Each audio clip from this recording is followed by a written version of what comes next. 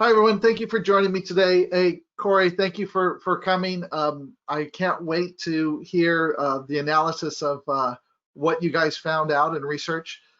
One thing I promised I was going to do was to make sure that the author of this report, uh, who is Jordan Herman, gets credit for this because he couldn't. He was already had an obligation and couldn't attend. Corey is one of his peers and helped with some of the research and understanding of what's happening. So he's really a good expert to go through and talk about this. We also have Orr on the line as well doing questions, and Orr helped with the last Magecart workshop that we did, going into full analysis and finding some new stuff. So Corey and Orr and everybody here, please, keep us honest. If we're missing something or not giving all the information, please interrupt and make sure that we all have the right information for everybody. Now, I will. Very good, and or make sure that you speak up as well. I know you do. So if there's something that either Corey or I have missed that the people on the call need to know, please, unmute yourself and ask the question or correct us or give us the additional information that we're missing. One of the things I want to mention is that when you sign up for an account with RiskIQ, there's three types of accounts, and I want to go through those and explain what the differences are, and I want to make sure you have the right one for you and your organization. If you use a free email account, a Gmail, a Yahoo email, for example, we have embedded you as being part of an organization and doing security in their organization. So we limit some of the data that you can see and do, because we don't want the bad guys to have all the keys to the kingdom and find out what we're doing. So for example, we don't give you access to the services to find out what port is open and what the banners are that are happening if you have a free account. We also limit the number of days that you can see information. We give you 14 days. So it's only what currently is happening. And like for the WHOIS record, you only see the current record. You don't see the history that we have. And we might have 10 years plus history on that record.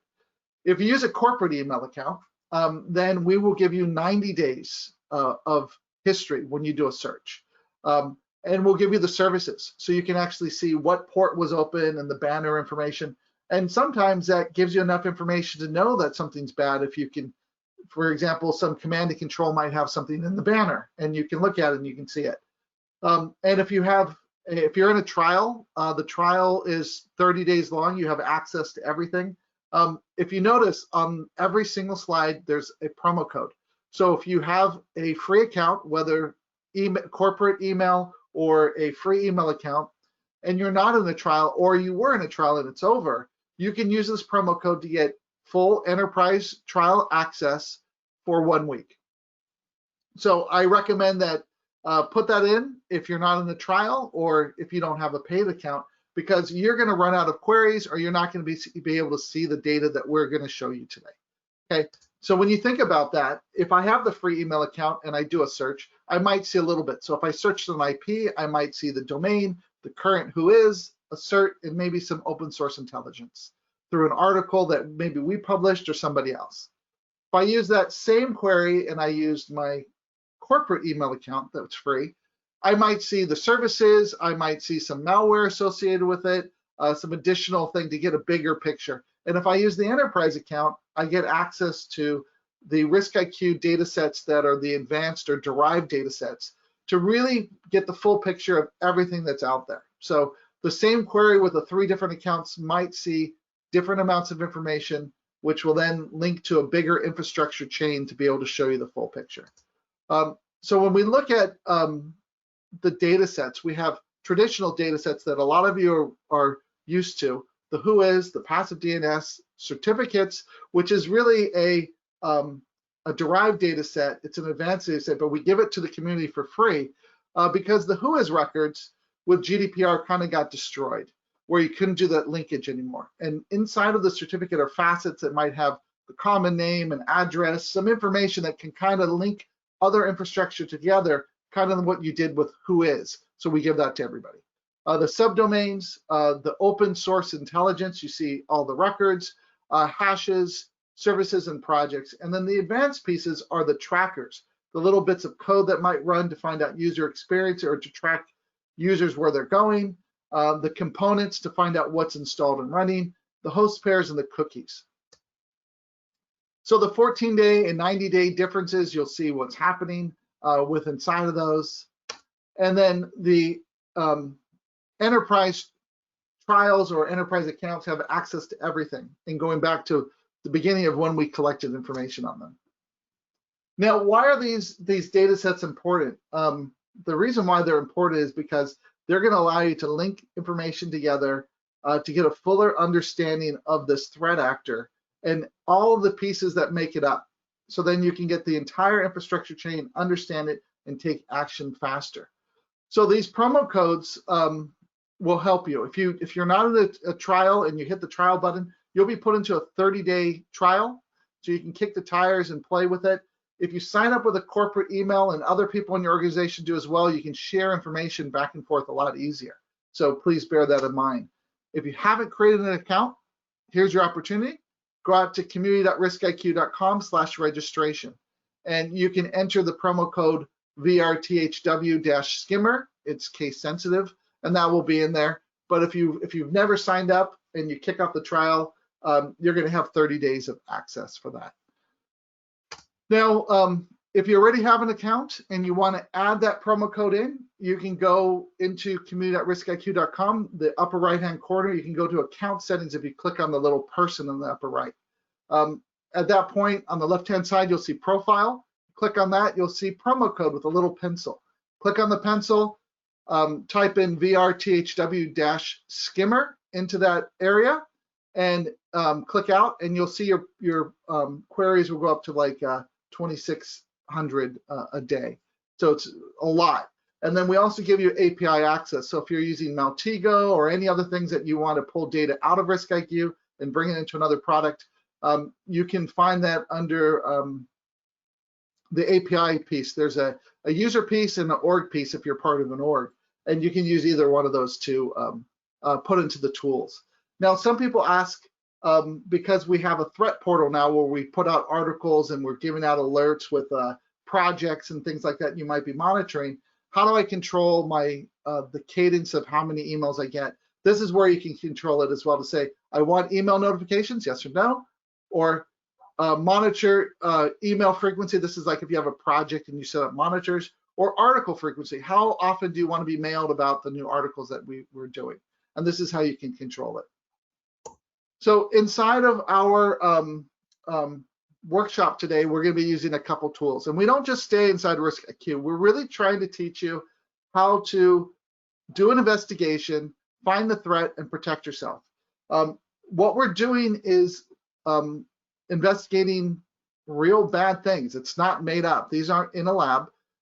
It's not in a controlled environment. It's on the internet. And with that, we want to put a buffer between you and the bad guy.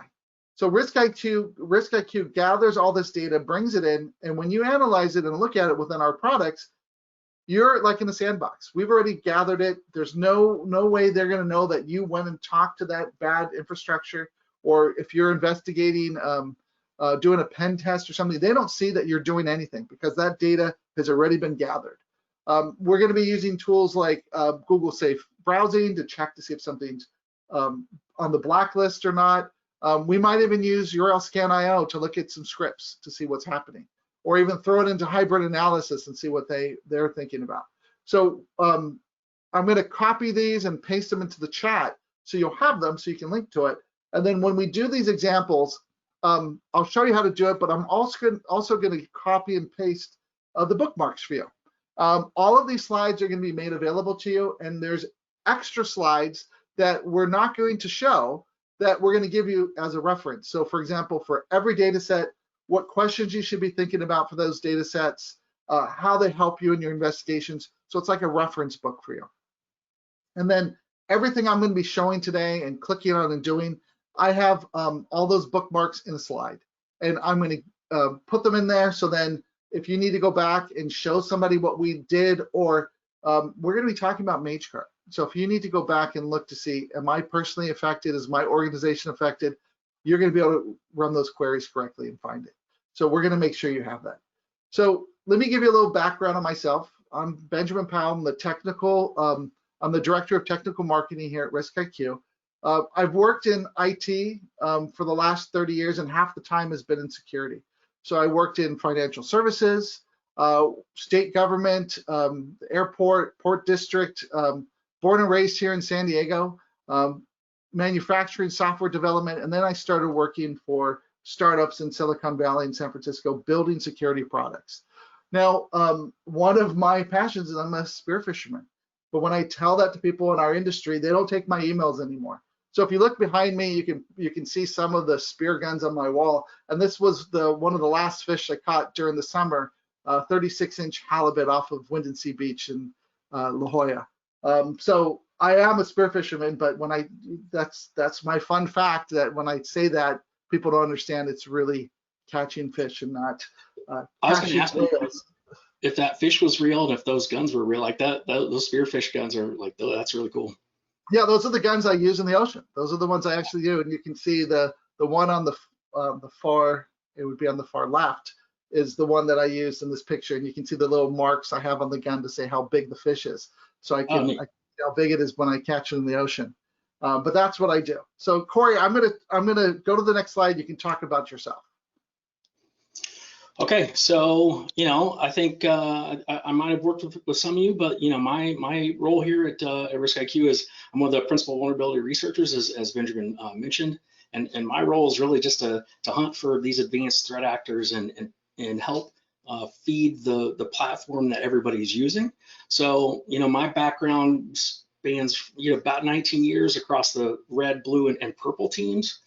And I do have a background with the DIB, the Defense and Industrial Base, along with just working with the community projects to help the intelligent, like MISP and other intelligence frameworks, like standards like STIX, etc., to help move this whole industry forward and make sure we're trying to do the same thing and speak the same language. So that's just in a nutshell. I've been hacking since 1987, which is a funny story, but the KC in there is because I'm from Kansas City.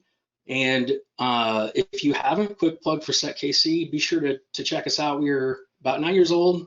We are the biggest hacker meetup really in the world at this point. We are very consistently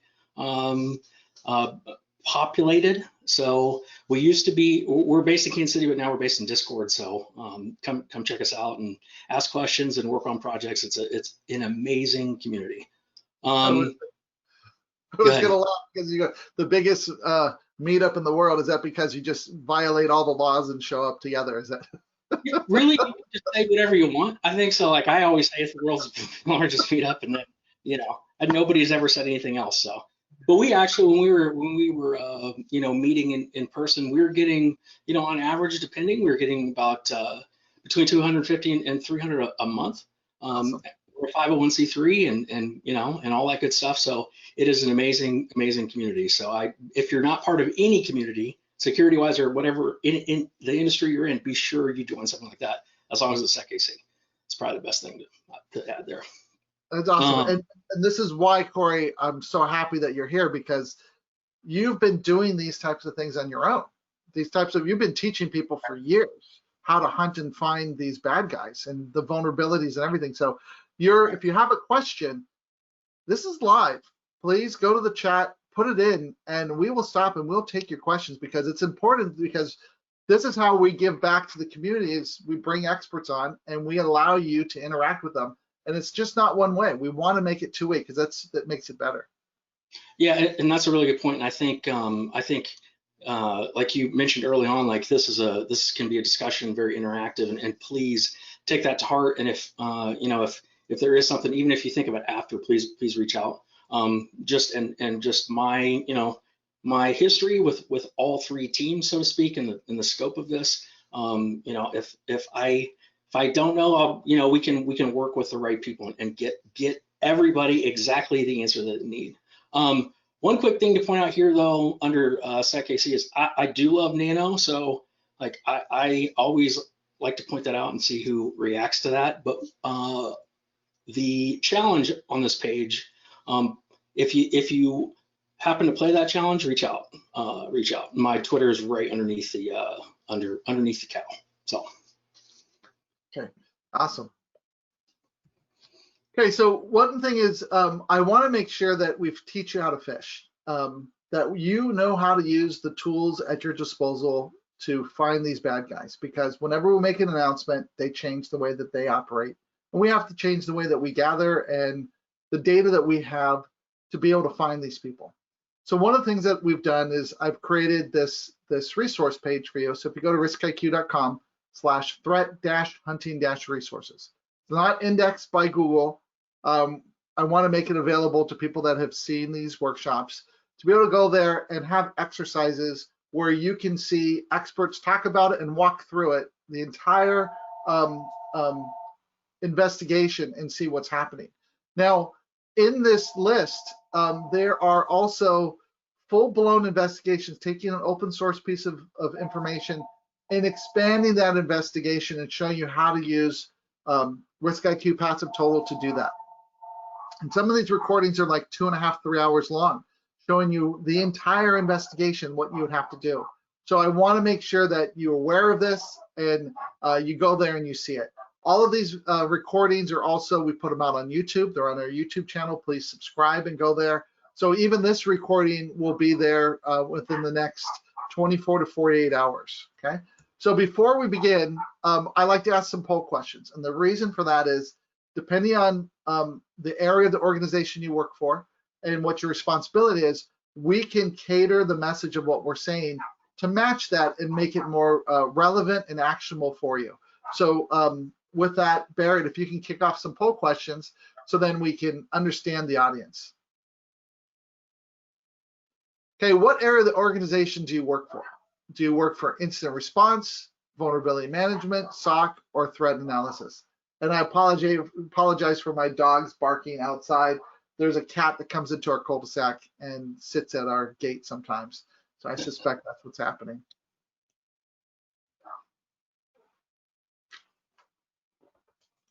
Okay, 67% are threat analysts. Then we have SOC and incident response.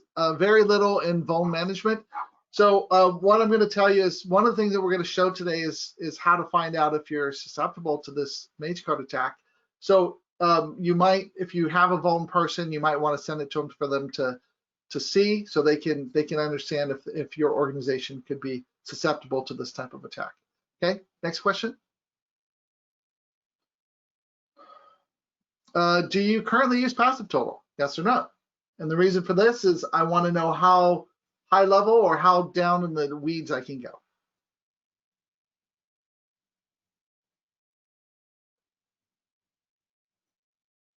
Okay, 55 yes and 45 no. So I'll stay in between. Okay.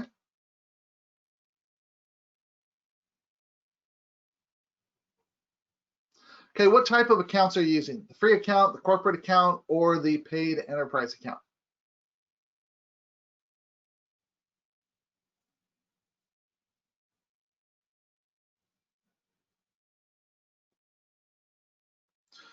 Okay, 20% free, 60% the corporate email, great, and 20% the paid account. Okay, great. And here comes our last poll question for now. Okay. Are you familiar with Magecart? Yes or no?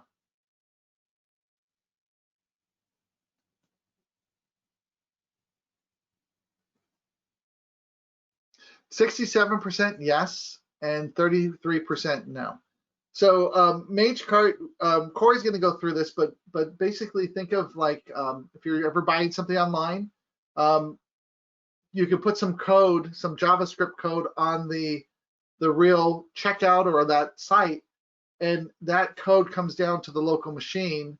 And while the end user is doing their checkout on the local machine, it scrapes some credentials or your credit card information and sends it directly to the bad guy, bypassing the real organization that is selling you something. So it's like out the side goes out to the bad guy. And so that's what we're going to go through and talk about today. Okay.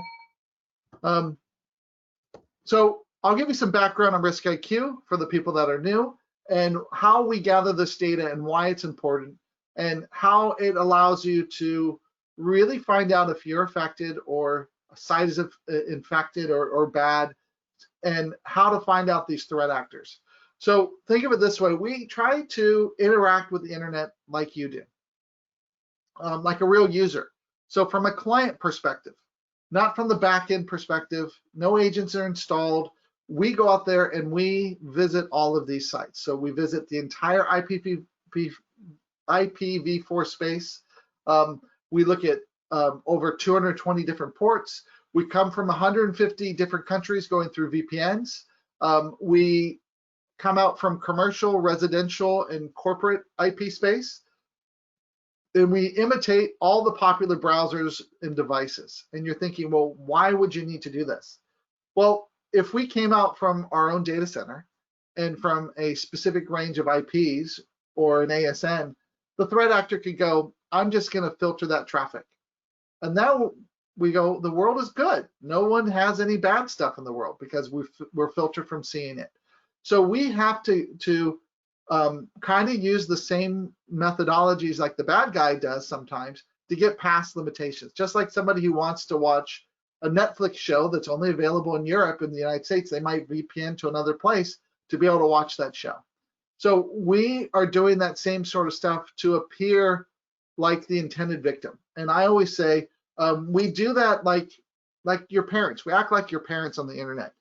We go, wow, I can get a free iPhone, and we click on those things. We do those things. We might do a query in Google, keep session, present cookies, scroll through, click on a few things, have another have this browser go in, a crawler, and do another section, go through some other pages, and then we merge all that information in the back end. But we pull down that full document object model. And with that, it has the links, the console messages, the cookies, the headers, the dependent requests, and we're gathering this data ourselves. And because we know what's coming in and what's going out of every website in the world. We can build a map of the internet, and that map shows us how everything is interconnected. So if I start with one little piece, I can show you all those connections, first layer, second layer, third layer, and build this out to be able to see it. So we do billions of HTTP requests a day. We have terabytes of passive DNS.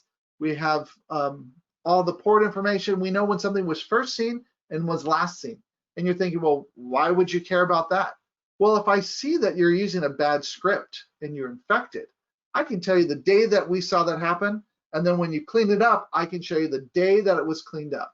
So I can give you that range of time that was occurring. Or if you updated a version of let's say Magento, and say you were susceptible on this date and you fixed it on this date because there's a new version there. That's what I can do with that information. So with that, I can start with a single piece of malware. I can tell you that malware had a certain IP, a certain cert. That cert was on this domain, had a different IP, a different domain, and I started building out this infrastructure chain. What we found out when we did these workshops and we talked to security professionals and people is that they'll get an article, and the first thing they do is they look at that article and they go, let me take those indicators in there. I'm going to throw them in passive total and see if there's anything else that was added, or if we're affected by this. Do we have to worry about it because the CIO walked by and said, hey, there's an important article, here you go. Do we have to worry about this? And you're like, oh, I don't know. So now you're doing this investigation. So what we did at RiskIQ is we created a threat intel portal, and Corey has done great work on this. So we go through and we take an article that maybe we wrote or somebody else wrote, and we'll take all those indicators that were in that article if we didn't write it. They're in pictures. They might make it hard that you have to type them all in, and we take them and we put them into the system and we find out what's happening. And then what we do is we will then expand those things and say, if there's more research that we found, we'll add that additional indicators in our interpretation of what happened. And so that gives us the full picture. And we call those RiskIQ indicators. Is that what it's called now? Yeah, yep. Okay. And so it used to be called enterprise indicators, but it's now called RiskIQ. So we have public indicators that were in the article, and then we have the RiskIQ indicators. So if you start off with the article, you have this little piece, this little view of the world. But if you have the paid version of Passive Total, you'll get this. You'll get all these other indicators that already had done the investigation and give you the full infrastructure chain of how we see the world, because we have all this extra data that these other organizations might not have had. So it gives you a bigger piece. Go ahead, Corey. Well, I was just going to add, Benjamin. Last night specifically, I worked on the Mushstick botnet, and there was an article that came out, and I think there were about 9 indicators in that article, and we expanded on that. And like last night, I had already found about 600 additional RiskIQ indicators. Yeah. So those are being populated now. But just to give you an example of like we'll take that thread and then we'll pull it and find that infrastructure. We'll be able to help find the infrastructure and potentially give more seeds for additional research. So yeah, and that's what we're trying to do. We're trying to give you to take you further down that path to get to the end result. So that's what we're doing. So we're trying to make this information more relevant and actionable to you and save you time and make you faster and smarter. So when we look back at this historic data, we have like the map of how everything was on every day, and we can go back and figure that out and see what's happening. So when this data comes in, we have all these different pieces that come in, the phishing stuff, the passive DNS, the open source intelligence, the banners, that all comes in, and that comes through, and we find a bunch of stuff. So like over 250,000 new domain resolutions every day, newly observed domains. We look at over 1.6 billion unique DNS records. We personally go out and do about 2 billion HTTP requests a day, gathering this data, looking at over 300,000 new observed ports every day. And we also have one of the largest mobile app repositories in the world. We have over 300 plus mobile app stores we're looking at, and there's over 34 million mobile apps in there that our researchers look at and try to figure out what's happening and stuff. So those are things that we have. So as this data comes in, we have data scientists and we have machine learning. And so what happens is the security researchers and the threat intel people will say, hey, we need to do this. This is how you find this. This is what's happening. They talk to the data scientists and they do these things to be able to find things at scale, go out and gather this data and bring it in. And when they bring that data in, it becomes our data sets. And those data sets can become lists for us, like, hey, these are all the blacklists. So like if we say something's bad, Google and Microsoft will take our blacklist and put it in production in about 10 to 15 minutes. So if a customer of ours goes through and says, this domain is infringing on my domain, I want to confirm this. Once you confirm that, it goes on our blacklist. 95% of the world can't go there. They get that red pop-up.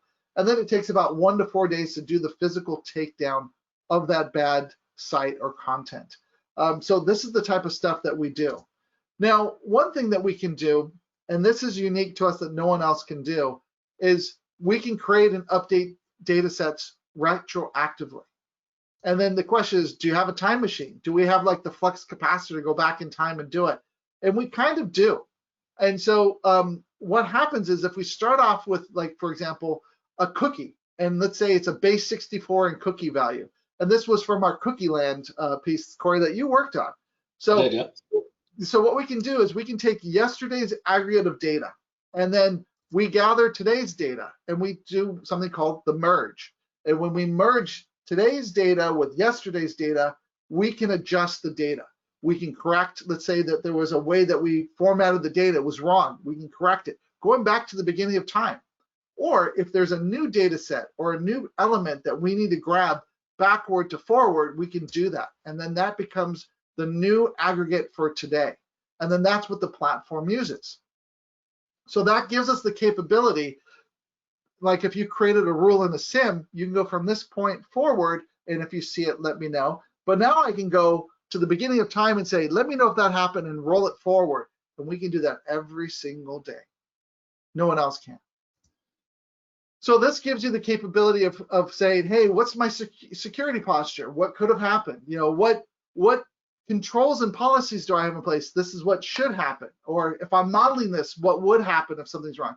Or if I'm monitoring my security, hey, is this happening right now? And then if I'm doing my investigations, hey, did this happen or not? So these are the type of questions that we can answer. So when you think about the cyber kill chain, most organizations put their time and effort from the firewall in because that's what they can see and control. And it's great. You need those controls in place. But what RiskIQ does is we focus outside the firewall. So during the deep and dark web discussions or looking for credentials or things like that, we know that. When people are doing the reconnaissance and probing your systems and what vulnerabilities are there, or setting up infrastructure to start an attack, they buy a typo squatted domain. It's not illegal.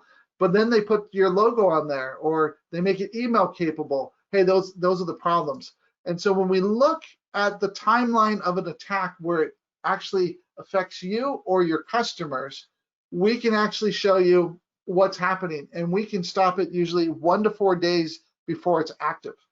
And then that's less cost and less risk to your organization. But we continue to monitor it. So then if something comes back, or if it's down on one site now and now it's up on another domain, we can do that same process really quick and burn that infrastructure.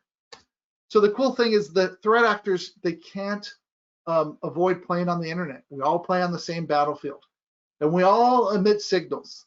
And if you're gathering those signals, you're able to link them together, have that metadata and say, this is the relationship, and then you can take action.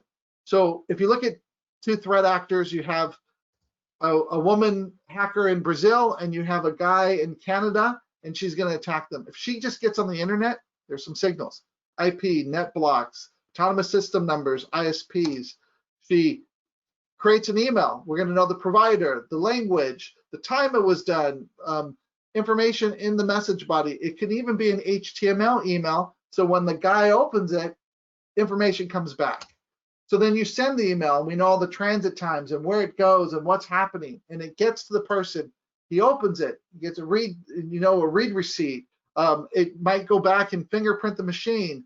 All that information is available, and these signals are available if you're gathering them. And you can do this internally, and highly recommend that you're capturing logs, understanding what's happening. We have integrations with CrowdStrike, Splunk, Microsoft, and others, where we take that inside information and our outside information, and when you find something, we bring you all those pieces together to give you the full complete picture, so you know the full attack, and then you can bring that information back in and find new detections on the inside. So there's some caveats.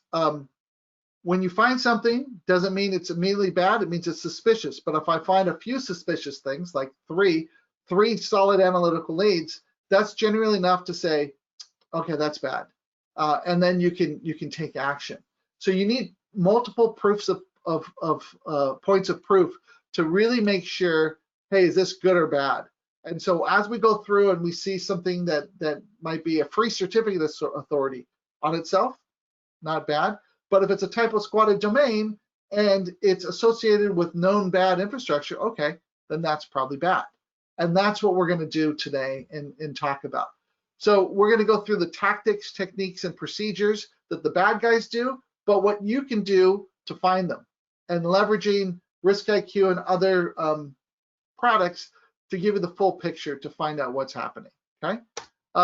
So what we're going to do now is I'm going to turn this over to Corey, and we're going to go through, but I want you to understand is when we go through and we talk about these data sets, these are all the slides that we're going to give you that go through in great detail about every data set and what they are and how to use them. You're going to get those. So when the class is over and we send you the link to this video, we're going to give you a PDF of all these slides. Okay, so I'm going to turn this over to Corey. Okay, give me 1 second. Attendees, Corey, make presenter. And there you go, Corey.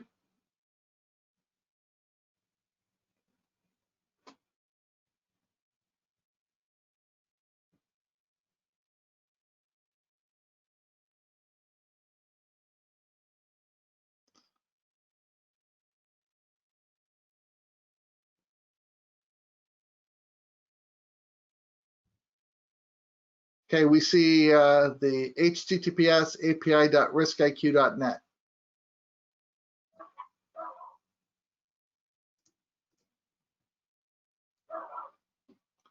I can't hear you right now. You're muted. Okay, is that better? Yes. What, you don't want me talking to mute the whole time? So this is actually my last slide, and I wanted to put it out here for the technical audience. I put the API link at the top and also the syntax of curl at the bottom to interact with the API. And the reason I did that is what this is so Benjamin highlighted the two different RiskIQ indicators versus the public. The indicators specific to ant and cockroach are in Jordan's article. This is exactly how you go and get those. So our API just got exposed for our articles, and like I would encourage you, if you just want to grab those and start doing work with those, this is the quickest way to actually interact with those. So I just wanted to put that out there first for those of you who wanted to just go look at the indicators and start working with them. So we've already seen this slide, but I did want to point something out here, and that's really the Twitter accounts for the rest of the team. And I think it's important that our team our researchers are incredible. Everybody on this list is just absolutely incredible. Tracer Spiff is the original is Jordan, and so I encourage you to go follow well, including me, of course. That's the most important, really. But so just let me know if you want me to post those in chat, and I can do that later. But just want to point that out. So for those of you not familiar with Magecart, really, I think it's important to just understand at a very zoomed out level what our skimmers are, what these web skimmers do at a high level. So at the top of this, really there's a few phases that need to occur within the scope. So this is within the scope of Magecart Group 12 and Cockroach. So these guys have to find a target, and in this case, that's Magento version 1. They need to exploit that target, and the way they did that was there was a 0-day that sold for $5,000 targeting Magento version 1 that allowed for remote code execution. Then once they've done that, then they put their skimming code on the impacted victim site, and then they go and collect their loot. And I think that is, just at a high level, keep those phases in mind as we walk through this. What we're going to do is actually walk through the nuances of what these phases are.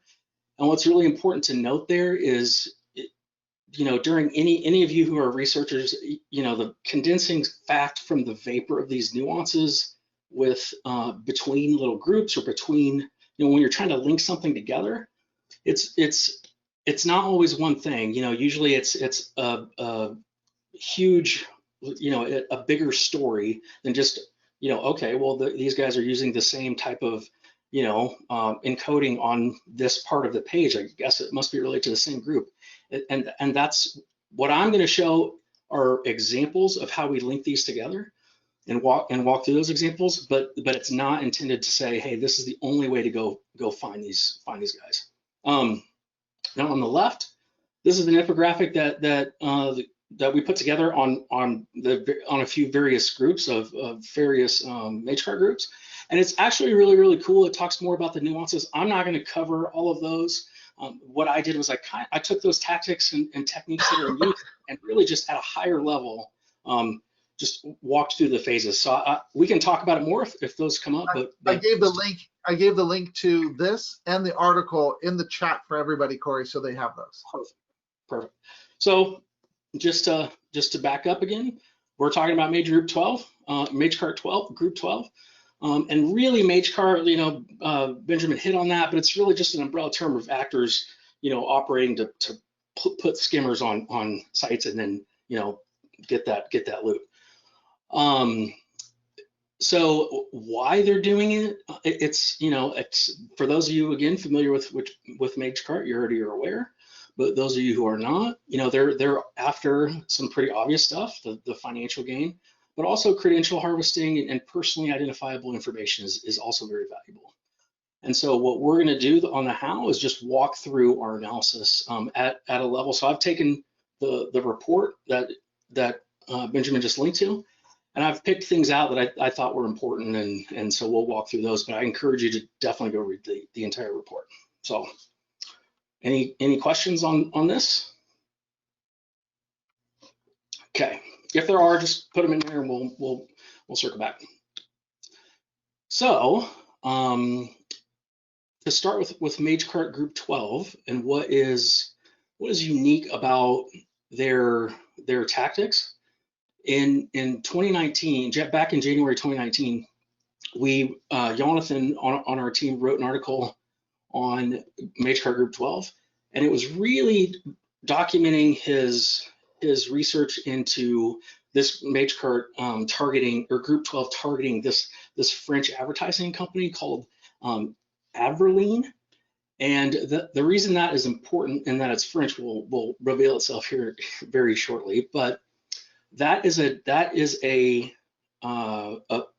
of the tactics when we talk about nuances. The fact that it was a French advertising agency is an important thing to just note.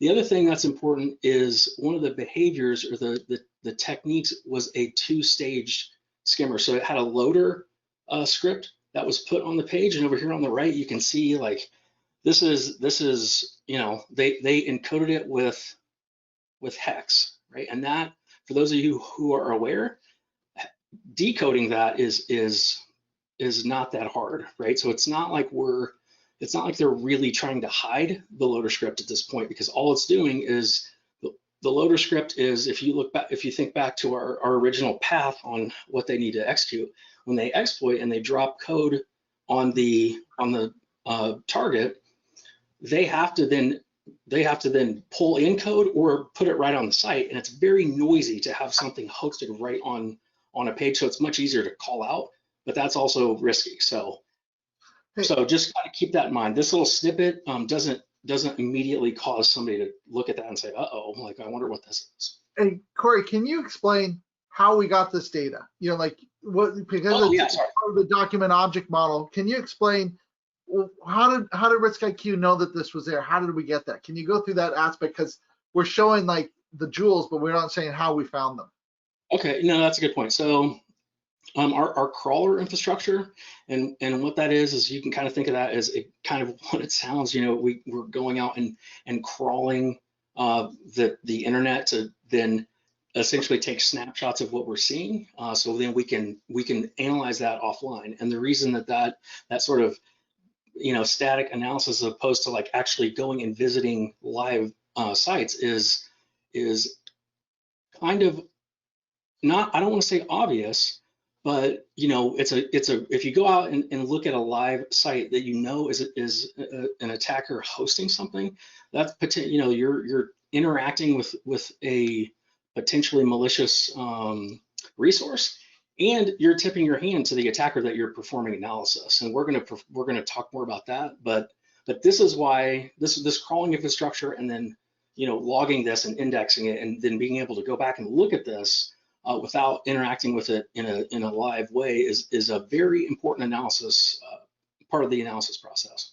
Yeah, so it's part of when we go to the website, we pull down the full document object model, and inside that document object model, you have the dependent request, the cookies, the search, the all those types of pieces, the links to like the different scripts, and then when we pull those, we see what's happening without executing it. We'll grab the contents without executing it.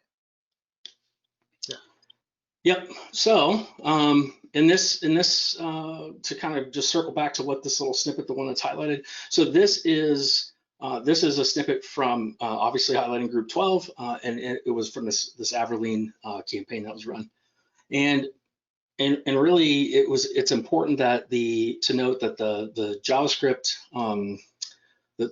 once that's decoded, the what it's doing is very simple. It's just going out, that loader is just going out and asking for the next phase, like I'm waiting for instruction. So that's what the point of this is. But the way this was executed is unique to group 12 at the time, for sure.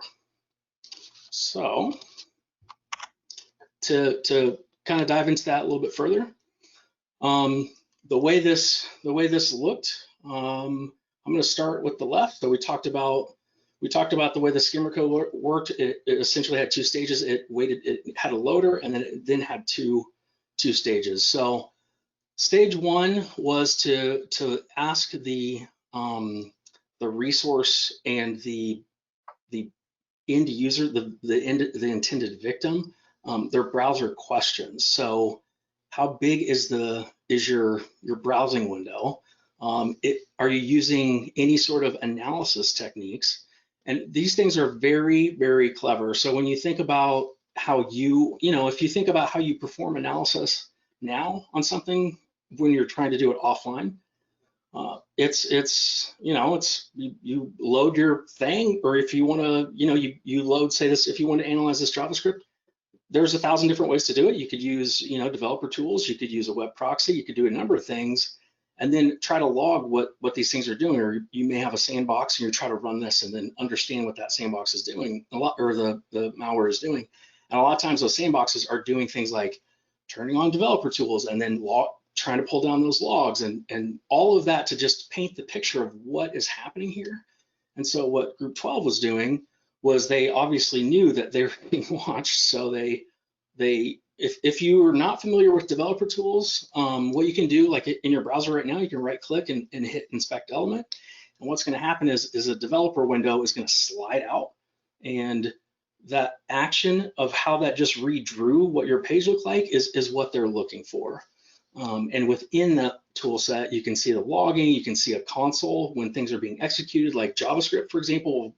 Well, just there's a running output of that in the browser. So can I ask a question, Corey? So like if I was a company and I was trying to investigate if I had, if we were susceptible or not, me just having the developer tools on and visiting my sites, I would never see it. It wouldn't show up. It wouldn't show up, but what's also clever is the second it got closed, it would execute. So they were hiding while you were peeking. They were hiding. Okay. Good to know. Good to know. So, and then along those lines, every 500 milliseconds, what would happen is then they would clear the console. They would make sure that there's no logs. And so really, if it was very, very hard to capture what was being executed during this whole event.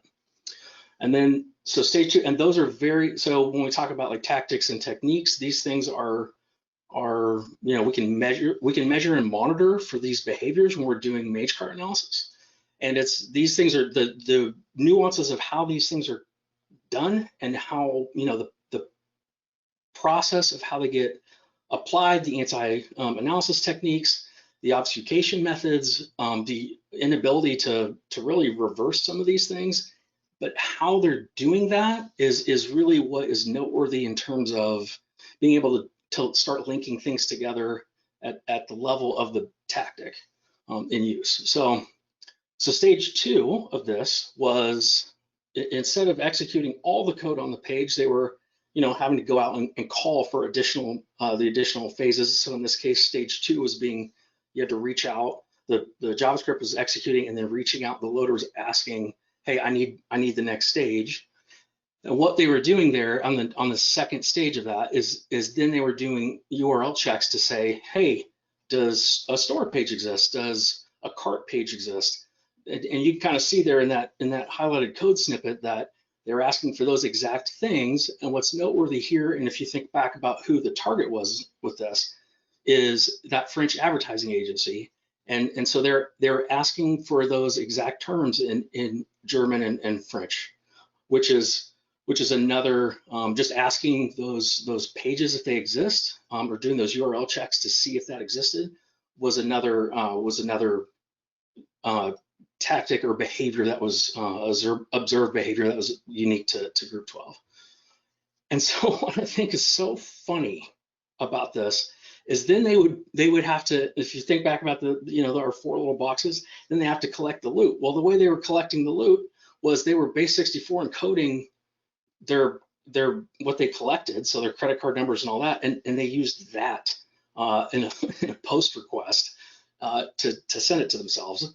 And I just find it so hilarious that they use something like base 64 to do that, because it's just so trivial, just like the hex encoding, to understand what that actually was doing. So yeah, can I mention one other thing? So one of the threat actors, Magecart people, were encoding the information and requesting a image from a server with that name, and that image didn't exist, and it would get you an error, but your browser wouldn't care, and any security you had in place to prevent you from requesting the image doesn't come into play. There isn't any.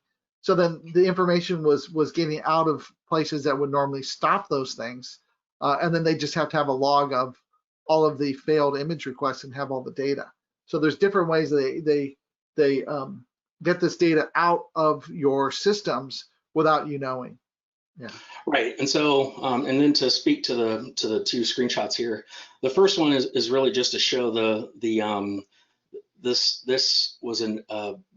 is what that response body looked like. To deobfuscate this was certainly an undertaking. That's something that my team does. And when Benjamin talks about the data scientists and just the team behind understanding what Magecart is doing, these behave. This is one of the things we spend a lot of time on is understanding these methods, and then understanding how to then produce action at scale from being able to decode these or deobfuscate, and then get a full path to understanding on how to make sure we're putting in those protections and all that good stuff.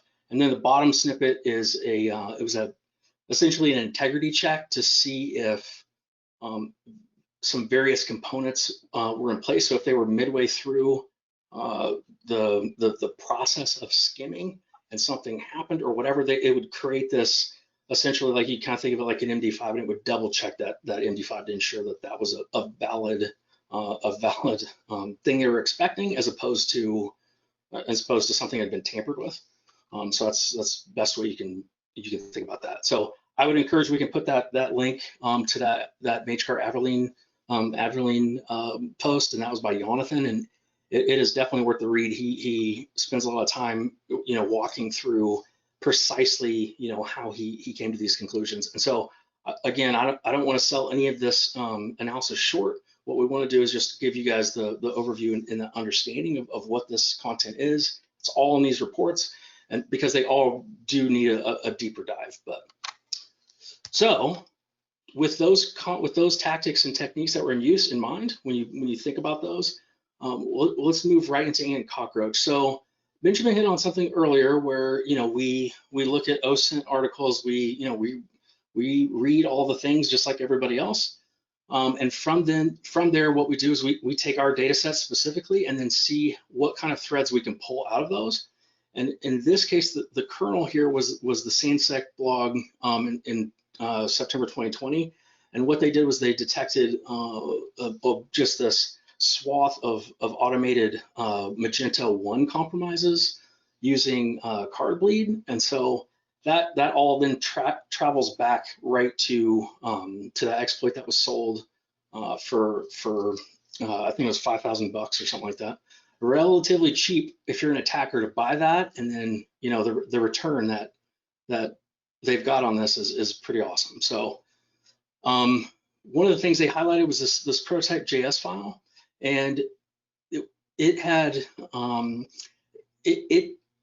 SANSEC highlighted it as it was essentially modified to include the loader script, and what it really did was to do the difference here. One of the nuances was, instead of the skimmer code doing the URL validation to see if store or cart or whatever was there, the loader script was doing that behavior. So that was definitely a change, but those checks were still there. And those functions were still executing in the same way. Just the order of where they, where they balanced that load was just different. And so that's, if we go back here, this, I don't know if you guys see my mouse, but that highlighted code snippet to the left in stage 2. And then we look, and then we look at the middle code snippet. That's a very, that's one of the things that these regex checks are exactly what is one of the things that can link this to group 12. This is a good thing. So group 12, if you remember, was also doing checks to see if DevTools was enabled or in use, or any analysis was in use. And that code snippet shows exactly, it helps kind of paint that picture. If you don't read JavaScript, essentially it's asking for 2 variables there, and it's saying what are the values. If they're bigger than this or smaller than this, like, I'm not going to execute. And that is, I'm going to go hide. And I think that's so funny, because it's funny because they know they can just go hide, and then they'll just come right, it'll just execute the second that's closed. And I find that very, very fascinating. But during this analysis, when Jordan was doing this, he noticed one of the actor domains was this mcdnn.net, and the JavaScript itself was called widget, which could not be more generic of an IT term, which I think is so funny. Like, oh, I guess everybody who is a website administrator probably has a bunch of widgets on their system. They're never going to notice. But prototypes. So one of the things you can't use as an indicator are names of just names of these various JavaScript files, because that can widely vary. So that's just to point out that, we didn't, just because it didn't match what SANSEC was reporting doesn't mean that it wasn't worth still digging. Okay, so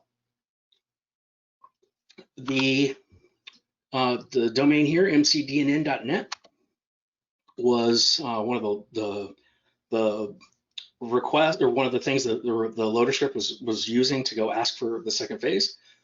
And then through that, Jordan was able to pivot on that and find this, mcdnn.me. And what was interesting about that, so SANSEC reported this in September 2020, and we detected that this was doing exactly what was being reported in September all the way back in May. And so if you put that into context in terms of, like, early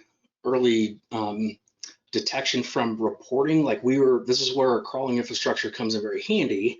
And I mean, we're constantly crawling. So, if you're familiar with robot.txt, that's something you put on your website. You're telling crawlers that are going and indexing, like Google and other crawlers that are trying to understand what's on the internet, don't look at me. And our crawling infrastructure capturing these things and capturing this infrastructure capturing this so we can then analyze it offline is far and away highly useful for stuff like this, to walk it back to say, oh, well, in May they were doing this exact thing. So this loader script here is using this obfuscation method is very similar to what Group 12 was doing. So we're starting to see this pattern of they're using this method to obfuscate the code. They're using this loading method. They're using these stages in the skimmers. They're using this infrastructure is being shared or is linked. So those things start to paint that picture. And what I think is so awesome is that the second this went public with SANSEC, and now with some of the stuff that we've done, is that we can watch attackers moving around. So we watched them move the loader skimmer from one of the attacker controlled domains, and then which had been active for a really long time, and they had to register a new domain and host that code to answer those calls there. And then from that, when we talk about back to our data set, one of the things that's very interesting is those domains that we are tracking, this mcdnn, this Ajax Cloudflare, these others, they're all linked to this LLC management company, Suavez, or Suarez, I think it's Suavez. And so those 4 domains are linked to that, and images, or imags.pw, that IP address that's being hosted on is also hosting Google Tag Manager.online, and this other Wi-Fi domain, or Wi-Fi.ms domain, which there's more on this on the next page. But Benjamin, did you want to add anything here on Google Tag Manager? So if you notice how Google is misspelled, and it's online, it's not .com. People are reusing old Magecart infected sites, and I'm going to go into and show you how they're leveraging this infrastructure because people haven't cleaned up the infections from previous ones because they were sinkholed. They go, oh, we don't have to do anything. It's offline, but they come back to haunt you.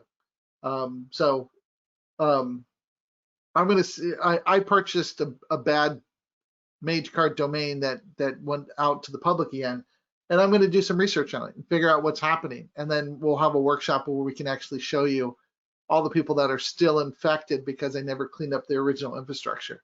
So that'll be a one for the future that we'll do. I just think that's awesome that you bought that domain. Yeah, so. I don't want to give it away which one I bought, but right. But it'll be a very popular one. So you can see some very similar integrity checks here. You can see some sort of reused code, which is not that uncommon. But these CRC checks, some of these other checks that are in use, the obfuscation methods that we saw in this ant and cockroach skimmer are really there's so many commonalities between group 12 and there's much more to link these together than what are on these couple slides. But what's important here is, you can see over there with the how this starts to get its name is, you can see over there with those window variables that ant underscores prepended to those things. And then and so in the post, I didn't want to give away both ant and cockroach. I think the cockroach one's really funny, but you can see these different languages that are being used as well. So in this case, the payment checkout checks are asking for both Portuguese and English. So I think with these, it's important to note that these behaviors exist for who are they targeting, right? Who is group 12 and ant cockroach targeting? And Magento sites, if they do any reconnaissance there and understand that, hey, the majority of these, however many it is, 250,000 people using Adobe's Magento 1.x are the bulk of them are in these countries. I think it really is an interesting picture how just how much work these groups put into finding those targets to go exploit. Well, and the other thing you have to think about is when you look at these types of attacks, everyone is remote, everyone's shopping online because of lockdowns. So the amount of people that are out there purchasing stuff online is exponentially grown since February. And that's why we see more of these attacks, is because there's more people buying stuff. Yep. So obfuscate, what this shows, like the E4MS, that these are they're using the same obfuscation methods that group 12 is using. There's the ant and cockroach skimmer. It varies widely. The samples that we collect, it just the way that it just really depends on the level of effort in use to either mask the script code, if they do any obfuscation, if they don't try to do it at all. It varies widely. And so you can see in that top screenshot, as an example, they didn't even make any attempt at all to mask what that was doing. And then in the one below, they're just using base 64.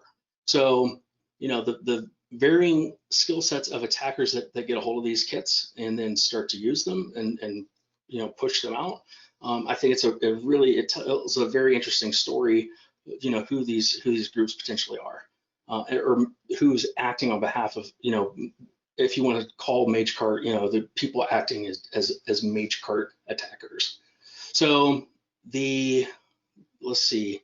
Yeah, I think base 64 again. It's just I think that is just so funny that something so. I mean, why even do it at that point, right? Like just they know they're going to be looked at, and so I mean, okay, this will slow down automated analysis, or if you're doing manual analysis on some of these JavaScript files, and you encounter base 64, and some of these are double base 64'd, so you might decode the base 64, and then you're presented with another level of base 64 encoding, and then you may move to the next phase, and you see there's another level of base 64, and at most automated analysis tools will stop at certain levels. So understanding these methods that they're using to deobfuscate to encode or to hide, or their anti-analysis techniques, understanding those and how they're performed is, that's part of, again, like what my team does, is to take that time and understand these to walk it all the way back and start linking things. Corey, this would be like zipping a zip file, that type of thing, like they used to do in the old days. Okay. They just keep using the same password for every level of zip, right? Okay. It's the same way to get through it. So, and again, back to just correlating techniques back to group 12. One of the things, this snippet here on the right is showing that the console is being cleared, and it's actually in the report. I have the full thing. You can see it complete there. So it's that table log exception. If you look at your developer tools in your browser, you'll see those terms there, and you can see. I mean, you should just turn it on and watch it run as you go to different websites and just see what it logs.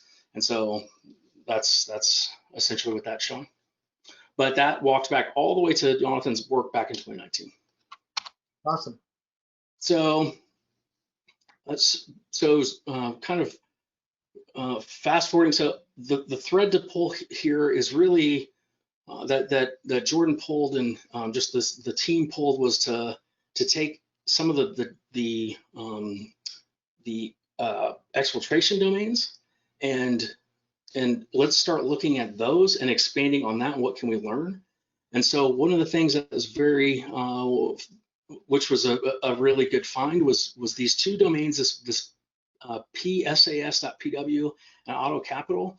They're both linked to that email address and that name. And so I like that it's obviously that Russian domain, and this name, it's probably fake or whatever, but that domain is connected to these 17 other domains that were very suspicious, and they were registered way back in 2016 and 2017, which I think is Benjamin hit on that earlier. Like, we have that historical data set. My favorite domain in that list is the first one. Yes. I think that's awesome. I kind of want it, to tell you the truth. You have to put it in your order to when it comes out expiration. I was going to say, Benjamin, if that one comes up, will you please grab it? Okay, I'll grab it for you. As a gift. I'll give it to you as a gift. Thanks. The Alexa rank one is fascinating, and some of these others are very useful pivots to understand additional infrastructure. Doesn't mean that they're always related. What it means is these are threads to pull, and all of this Magecart analysis, all of the work that we've done there, we have that data set to then pull, and as we learn new things from, we can go understand how these things are either linked together or what we can learn from new things.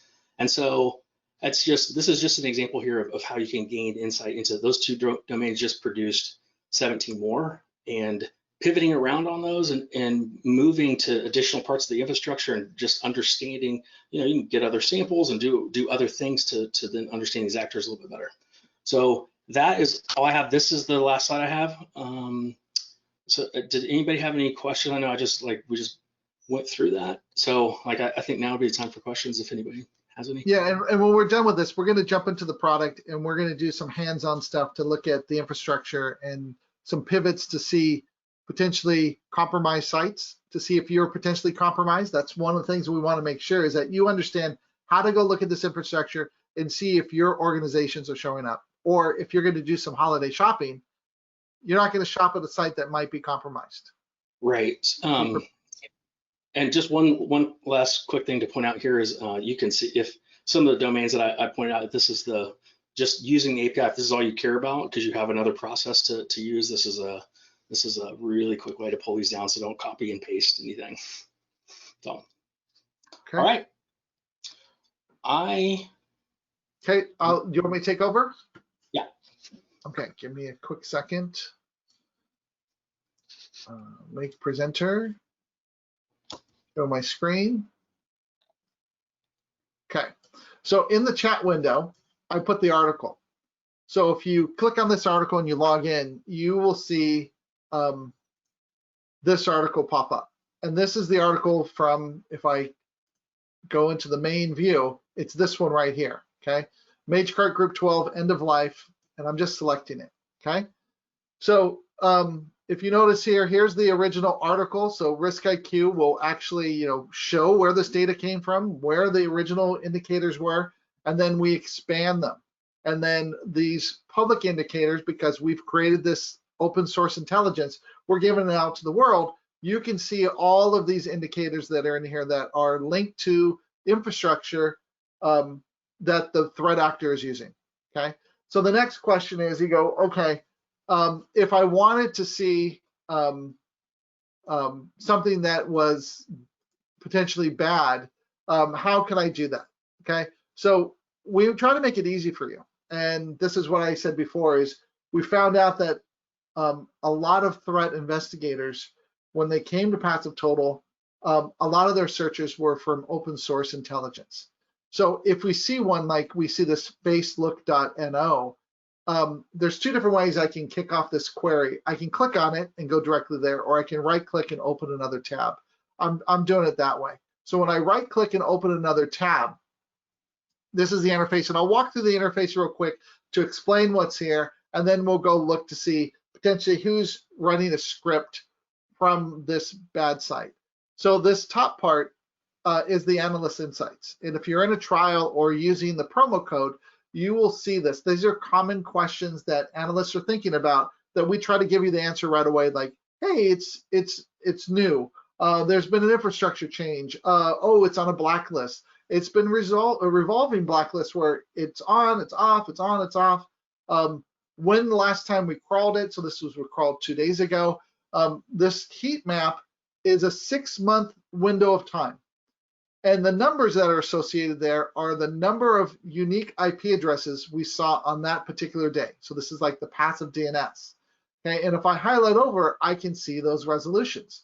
Now, if you notice, there's a curve on the bottom, and this one has a curve on the top.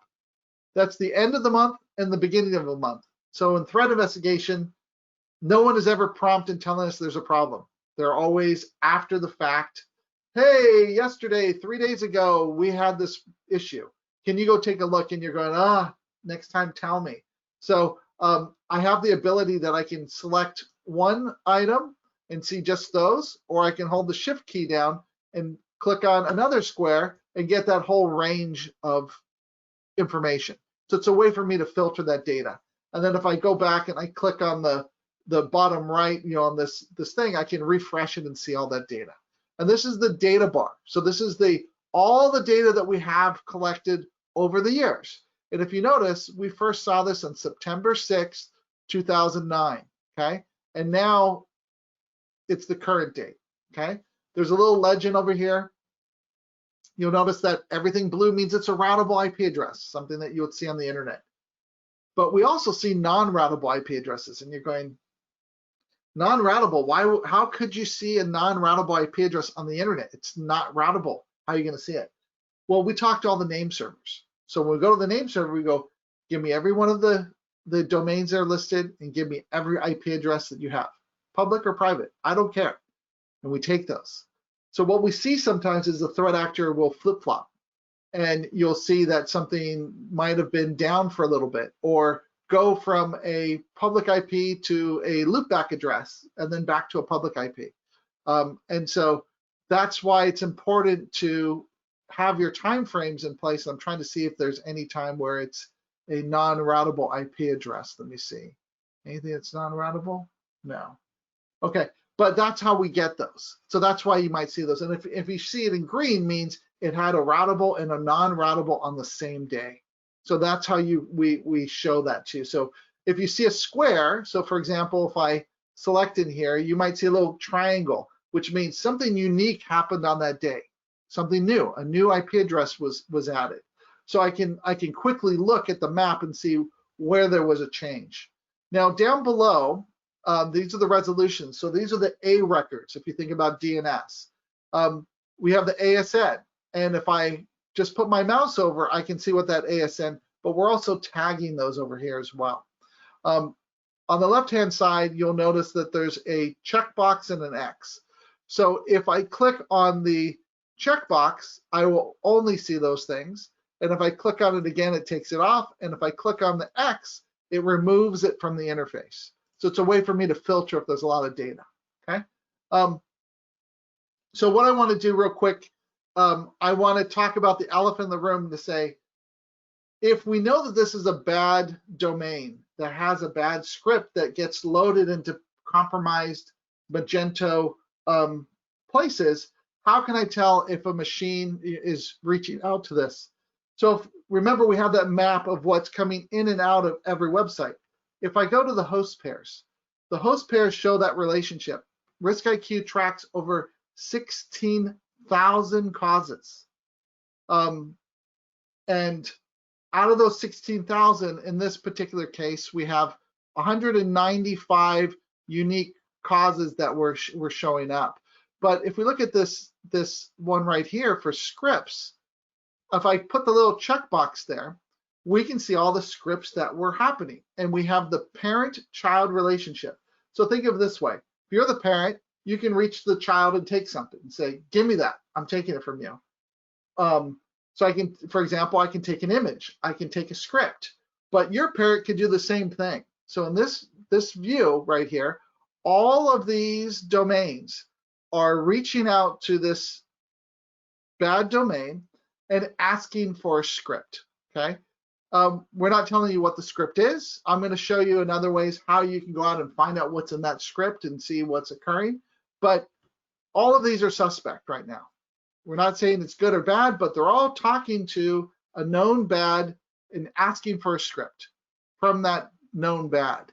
So if I was shopping, I would have second thoughts to potentially shop on these sites until this last seen date is no longer there. So if I go back in time, let me make this, let's say 500, and let's see if I scroll down, if something is from last seen, it's no longer seen. So September was the last time this was seen. So if it's no longer seen, then that could be an indication that that script is no longer being called. So they're cleaned up. But I want you to bear that in mind. So if you're trying to look to see if you're potentially infected, let's go look at one. So if I go back up to the list and I pick one, I'm just going to pick a domain, and let's look to see what components are running. So if I'm going to look at the components, if I look through here, let's see if we see Magento. Oh, Magento right here. And I see it's a version 1.9. So it's a version 1, which means they could potentially be compromised. And with that, if they're reaching out to a place where that we know there's a bad script being hosted, they could be infected, okay? So that's how you would do that to see that type of information, okay? I'm not saying that they're infected. They might not be. We haven't gone through and looked at the analysis, but this is a good way for you to check for yourself if you're doing e-commerce and you're running a version 1 of Magento, that you could be assured if you're okay or not. You can see if there's any communication to this known bad infrastructure. And if you're running version 1, you need to immediately update. So your vulnerability people that are at your company that are not on the call today because we didn't have anybody, this is the type of thing that you would look up your own organization's domain and see if Magento version 1 is listed. And if it is, you're picking up the phone and saying, hey, you need to stop what you're doing and you need to upgrade to version 2. End of story. Because if you're not compromised You can be. Okay. So now what I'm going to do is I'm going to go through and show you a couple slides and show you some things that you need to be aware of. Okay. So the first thing comes to mind is who's using Magento and why should I care? Well, how can you find out which websites are using Magento? Can you tell me what versions are being used? How many websites are using Magento version 1? And what domains were previously used by threat group 12? So I can go in and do some analysis and show you how some of this infrastructure that was publicized to say this is bad infrastructure, the threat actor stops using it, they get sinkholed, but then they expire over time and they come back. So I'm going to go through that analysis phase with you. Okay, so as of end of June, Magento has said we're no longer supporting this, and I'm going to do something real quick. I'm just going to grab some links real fast. I have a whole page of links in here, and I'm going to copy them and I'm going to put them into the chat. So you'll have every single query that I'm going to go through. And remember, this is all part of the slide deck, so you're going to get these when we're done. So all these things I just copied and pasted in there to make our life easier. Let's go to the first one, okay? So if we look at that, give me 1 second. Here we are. Here's the article, okay? So we look at the second one. This is Magento. So what I did was, when I ran a query, and I'll open this up and show you how I began,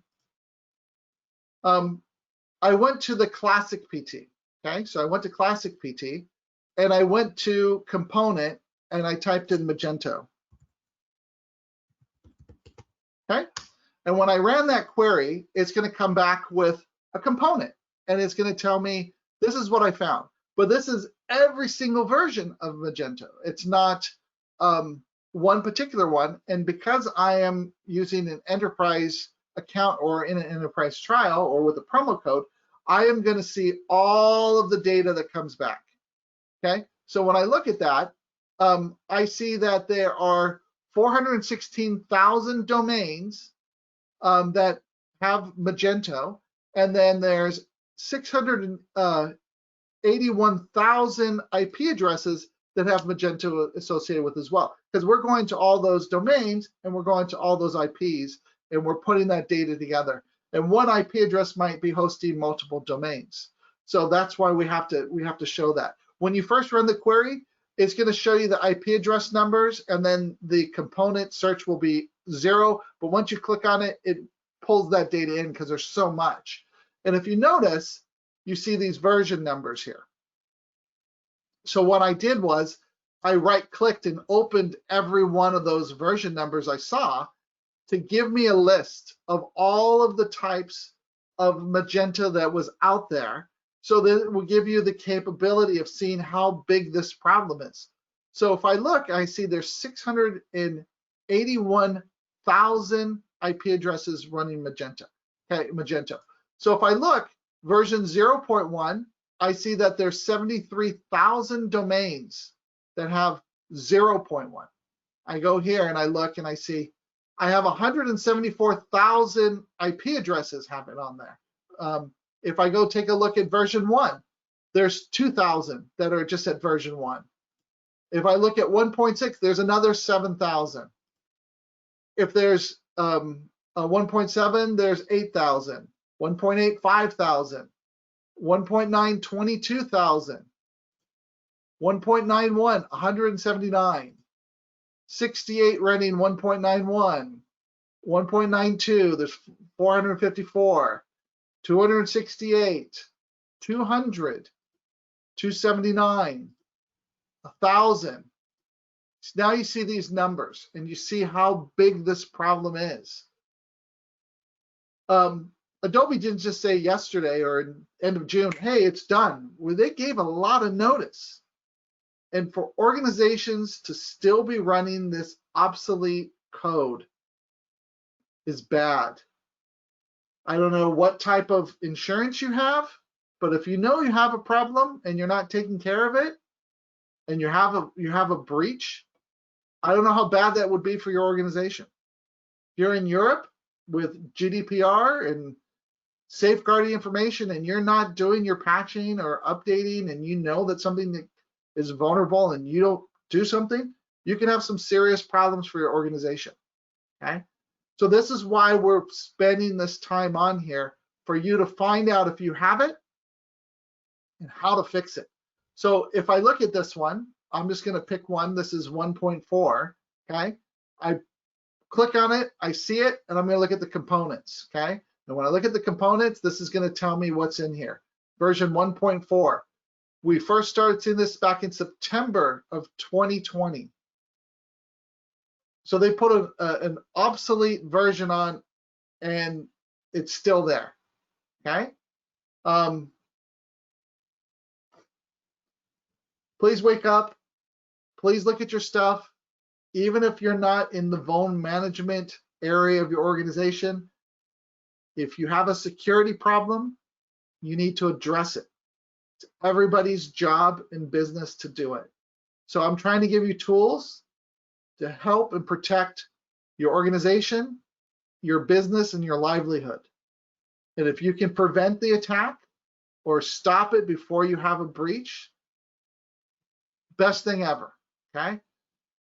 Any questions so far on anything we had? Or can you talk about JS threats and what RiskIQ does for organizations? Because you actually implement it, and you're the best one to speak to that.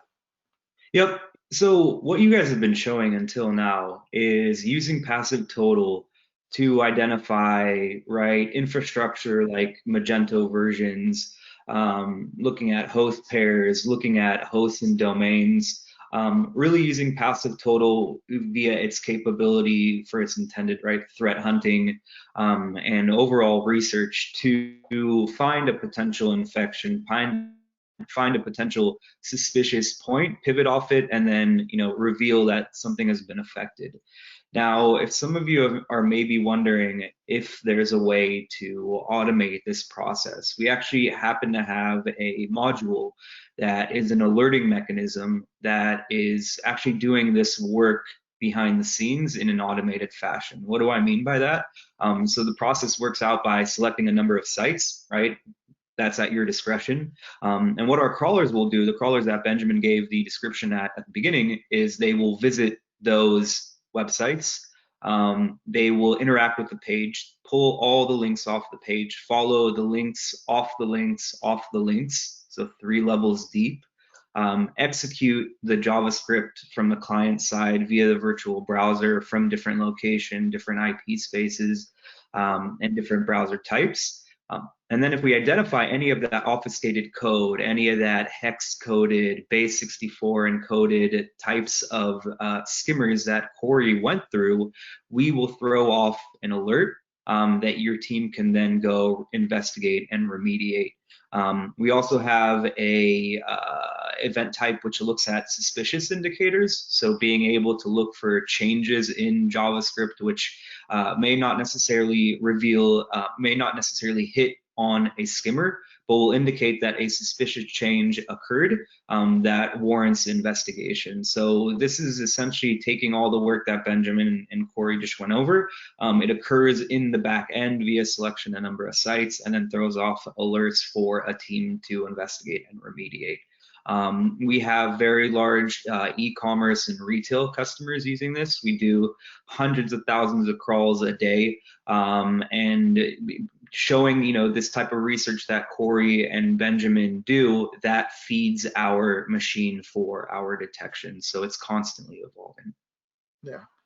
Thank you. I wanted to make sure that you're the one that said it, because you're the one that implement these things for these organizations, and you can explain it the best possible. So, or thank you for doing that. Now, the one of the things I want to mention is that we also have managed services teams that also help. So if you don't know how to tell if something's good or bad, we have expertise to be able to do that. And once we identify something as bad, then the whole world benefits, because as we go through and we find anybody talking to those things or seeing those same snippets of code, we're able to immediately say, hey, we got a match too. And that's how the scale thing happens. So as these sites get compromised and these things get put out there, we're able then to bring in that big net and say, okay, we found one, but then once we put it into the system, then we find all of them and we say, okay, here they are. So that's how it scales. One of the things I wanted to show to everybody is, I don't think this one was in the link. Let me see. I'm going to throw this one in, okay? And the next two in here, because we're going to walk through an investigation, and I'm going to show you how you can look at the code. We have it in the back end, it automatically does it, but it's not in passive total. So I am going to walk through an investigation with you just so you can see it. So what I did was I went and searched under our projects. We have one, Mage Group 12, and this is an older one. So this is an older project that was out there. And I decided that I was going to take one of the domains that was listed in here. And that one was this stat group here, okay? So if I right click and I open that up in another tab, that's what this one is, okay? And it's not active right now, okay? It doesn't show that, hey, it's active, okay? It's been off for several months now. But if I take a look at the parent that is communicating to the child and asking for a script, and I'm gonna open up one of these, okay? So when I open this up, I can take a look in here and say, hey, it's been up for a few days, okay? Under the host pairs, I can see that it was talking to that, here's that information. It's still trying to reach out to it, okay? Okay, so I go, okay, it's there. But now how do I know that this domain is actually, has anything that is bad and what's happening there? So I'm gonna copy that domain. And I'm going to open up another tab. So I'm going to say open tab to the right, and I'm going to use URL scan IO. So the reason why I'm going to do this is because I want you to be able to look at the JavaScript. We have it, it's in our backend, it's in our enterprise products that do this, but I want you to have a way for you to do it yourself. It can be overwhelming because JavaScript changes all the time, and you're not aware of when they change. So if you're going to try to do this on your own, it might be overwhelming for you to do it. But you can if you have to do investigation. So I'm just going to put this in and I'm going to run a public scan. Okay. So now this is going to go out there and they're crawling. They're going to grab the stuff. They're going to bring it back in so you can see it. So I've done that the other day, and that's the one I put in here. Okay. So this one was done on November 10th. And today's the 12th. So 2 days ago, I ran this query, okay, because I knew I was doing this workshop and I wanted to have this in here. So if I came in here and we were looking for that stat thing, that stat group. So I'm just gonna copy this, okay? Just gonna copy the domain, and I'm going back to here, and I'm gonna do a Command F, and I'm gonna Command V, and I'm gonna see this in here. And it says, oh, it was, here's a hit, okay? And down here, oh, it's failed on this. And you go, oh, okay, I'm okay because the real domain is down. But even though my site is reaching out to this malicious domain, that domain is no longer there. So if I come here and I look at the resolutions, or I mean the who is, I can look and say, okay, it's renew your net. So this might be like it's expired or something. But I can look to go back in time to see if something has been sinkholed. So let me see if there's anything showing a sinkhole in here. Web hosting. I have a picture of what it would look like. Okay, I have a sinkhole I'll show you later. But when I go and I look at this, this is now giving me the information that when I look at the HTTP, that this site, this tonerinc.xyz, is reaching out to this bad domain and asking for this min.min.js. And you're thinking now, do I need to clean this up? And the answer is yes. And I'm going to show you why, okay? So let's take a look. Let me bring up my slides. So here we are. Here's that bad piece. So now it says, why why would someone buy an expire, like these things will expire or they get sinkholed, and when they get sinkholed, they won't do anything until they expire. And then once they expire, somebody can buy it, which I bought one that you'll see in the future. And then other people might buy them. And you go, well, why would someone ever want to buy a known bad malicious domain? And the answer is they want money. They're going to make money out of it. And you're going, how would you make money off of a bad known domain? It's because people are lazy and they don't clean up bad stuff. Okay? So what occurs is, I'm just going to pause this for a second, and I'm going to give you all of these URLs. Give me a second. Don't be lazy. This is what I'm telling you right now. Don't be lazy. Okay? So yeah, but being lazy is fun, Benjamin. What was that? Being lazy is fun, though. It can be, and if you're my kid, sometimes I see that happens quite a bit. Right. But It'll get owned. yeah, you can't do it. So give me a second. I'm trying to open up the right group of things I've done. Here we go. Okay. So we wrote an article. Old Magecart domains are being bought up for monetization. And you're going, what? Huh? How does that mean? Okay. So let me show you. Okay. Give me a quick second. So if you notice, there was this thing cdanalytics.net, okay? And if you notice, it was sinkhold, and down below shows the sinkhole, okay? And then it expired, and somebody comes in and buys it, and you're going, no one's going to go to that site because everyone knows it's bad. It's on the blacklist. It's bad. No, but what happens is people that were infected with Magecart, for example, it was executing a script. And you saw that, hey, when the site's down, the infected site is still trying to reach out to that script.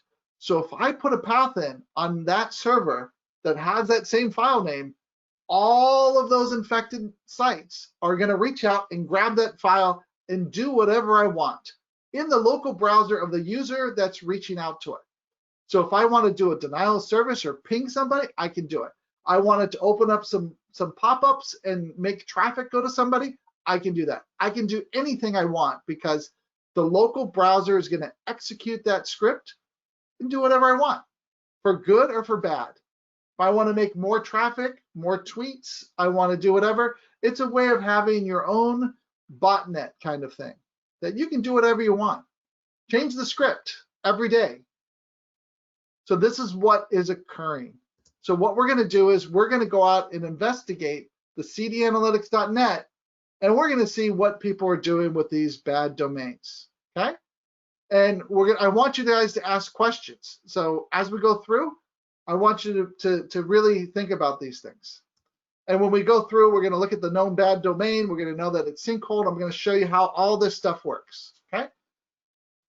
So here we are, and we're on the bad domain that everybody in the world is bad, and you can see when it was purchased. And you're going, hey, it was expired for a period of time. That's this period right here. And then all of a sudden someone purchased it, and then they waited, and then they turned it on. Okay?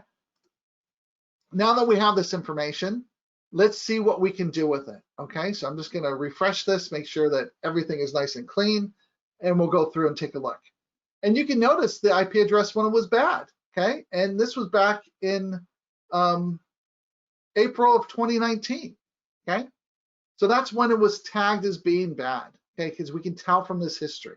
Okay, and it was in the US, and now it's in the Netherlands. Okay, so if we look at the who is record, okay, I can look at the record here and say, if I go back to the previous one and I scroll down, sinkhold. So you see that traffic was just going there, and they were probably notifying, hey, you have bad stuff on your machine. Go and clean it up. You know, if we're seeing that you're communicating to a known bad, we're researchers, and we're trying to help you clean up your stuff. And people are going, oh, it's down? Oh, I don't need to clean it. It's not going to work. It's like boarding over a window. I don't have to do it anymore. Somebody boarded over the window. It's broken. Who cares? And then somebody goes, hey, I'm going to take off the boards on the window. And you still have that opening there. okay? And now you have this opening that's doing stuff because you were lazy to fix the window in the first place. Don't be lazy, okay? Sorry, I want to make sure that you guys understand this.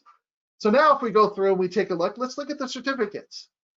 If we look inside of here, oh, let's encrypt some certificate, a free certificate authority. On itself, that doesn't mean it's bad, but it points to something that could be bad, because if you're really doing something for a legitimate business, you're going to probably buy a certificate. You're not going to use a free certificate authority that you have to change like every 30, 60, 90 days just to keep it updated. And you can see all of the other domains that are associated with it. So all these other ones are potentially suspect, in my opinion, okay? So if we take a look and we look at the host pairs, okay? And I come down to the cause and I look at scripts, I have 498 different places where the child, it's the one that's reaching out to. So because I'm on this one, I want the child to be the place where the script is held, okay? So that means this gumballs.net is reaching out to this script, okay? So let's take a look at gumballs.net. So right click and open another tab. I put them all in the chat window for you. So when we open that up, okay, we notice in here that the host pairs shows that it's talking to it, okay? So if I copy this gumballs.net, okay, and I open up a tab and I run the URL scan.io and look at the HTTP, I should be able to find that. So if I do CDN or CDN, here it is. Oh, and look, I get a response. What do you think it's going to be in there? Let's put in the chat what you think you're going to see in there, and I'll wait till we get a response.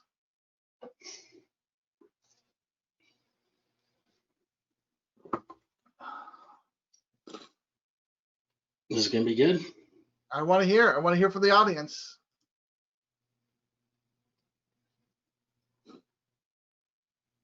And I used to like gumballs, so this is kind of ruining how I feel about gum. Thanks, Benjamin. Hey, anybody, type something in. I want to make sure that we're a little interactive here. Barry, do you see anything on your side?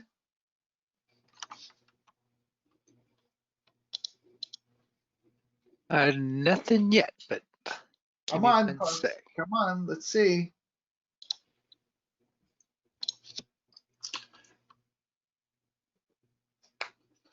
Okay, I'm going to click on it. I want to make this interactive, but you guys are making it hard. So if I look at the response, it says domain is for sale and contact admin@kickvox.com. What's kickbox.com? Why don't you look it up, Court? Go ahead. But what I'm trying to show you here is that this previously infected domain still has the links to go to a bad domain, and somebody is selling that access. So that means anybody who visits gumball.net will get a script executed, and that person who's in control of that server, the previously bad server, can have it do whatever they want. Anything. So this is why it's so important to go through and figure out what's there and do the right thing and clean up the stuff. So if we come back to the list, okay, I'll give you another one. Here's another bad domain, okay? So I'm going to put it in the chat. Here's another bad domain. So if we take a look, it was, we can see all of these places are reaching out to something bad. And there was, there's this one as well. And this order one is a bad one. It had Magecart. You can see, hey, it's Magecart. Let's take a look at this one. This is an infected one, okay? So here's another infected one. So we notice that it's going out to this order security. And if we go through and we do the same thing again, oh, look, it's all primed and ready for somebody to do bad stuff, okay? this is why it's important that with these bad domains that expire, they're not taken off the market forever. They just expire, and then somebody else can buy them. Yeah. So that Kickbox, that represents a redirect, like it's a 301 backlink service, so it's used for like SEO stuff. But essentially, what it'll allow you to do is buy those and then set redirects to do whatever you want, like you're saying. So some people will buy those to redirect like those old domains or whatever all over. And if you're an attacker, you could buy your own domain back and then redirect it. Or if I wanted to have more clicks on something, I can say, hey, I want to promote this story. So I can have, make me have more likes, or, up it up on Parler or whoever. I can do whatever I want, or on Twitter. For $99, you can buy a backlink on CNN.com. Yeah. So I think that's Kickbox, like that's very interesting, and how they snatch those up. They snatch those up, and now everybody that visits those now can be part of their network and not know that they're part of the network. Yeah, so this is the bad stuff that's out there, and this is why I'm trying to like educate you to say, hey, with a known Magecart, you have to first see if you're infected. Am I vulnerable to be affected? And that's why I showed you the Magecart Magento. And now that you've done that, you go, do I need to now look to see if we were lazy in the past and didn't clean our stuff up? And then protect yourself for the future, that if you are doing e-commerce, you can use somebody like RiskIQ to monitor your stuff all the time, detect those changes, and take action. And here's another one that was bad. Okay, here's another one. So if we take a look at this one, it was reaching out to this media one. So they have all these other ones. There's a this one is Blue Dot Trading. Okay, here's one that shows. Let me find the Blue Dot Trading.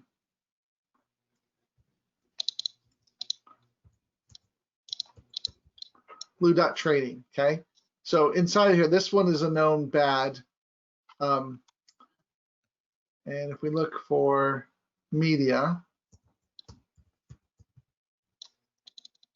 Media, where is it?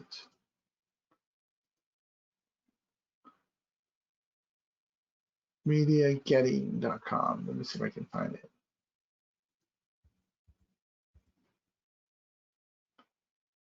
Okay, so this one shows this JS helper.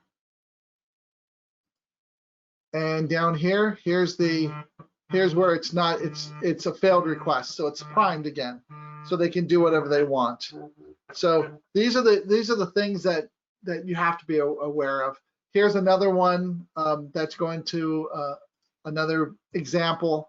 But you can go through these lists and see all the people that never went through and cleaned up their stuff. Here's another media one. So they're primed for attack or to attack others. This is the bad thing about this, is that you have to go through and take care of your own properties, because you might be attacking or helping an adversary or somebody bad without even knowing it. And when they trace it back, they go, hey, you're involved in this attack. You go, no, I wasn't involved in the attack. Well, you have this bad, you had access to the script that was linked in your thing that did some bad stuff, hurt a lot of people. And you don't want that reputation thing to hurt you. So I want to open this up to questions, and even, or if there's anything you need to add or you want to add, or Corey from what we've shown. I wanted to show you the techniques to look at your own stuff, look at the script, see what's there, and see what's happening and why this stuff is occurring. So you can find out if you're a victim or if you need to clean up your stuff or to prevent your attacks.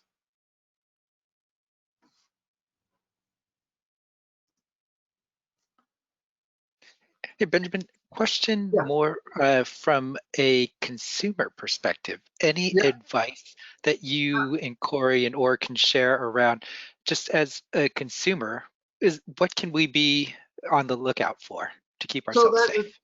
that's a great question. So let's take a look. So if I went out to community.riskiq.com, and I haven't done this. This is just live. So if I went out to www.costco.com, I shop there all the time. So if we take a look, here's their real website. I can look at the host pairs and I can say, okay, let me look to see what scripts, and it might take a minute to show up because there's so many, there's 3,000. So this cause stuff might take a little bit of time. And it's showing 2,920 different causes. But we're gonna look at the scripts. So there's 82 scripts.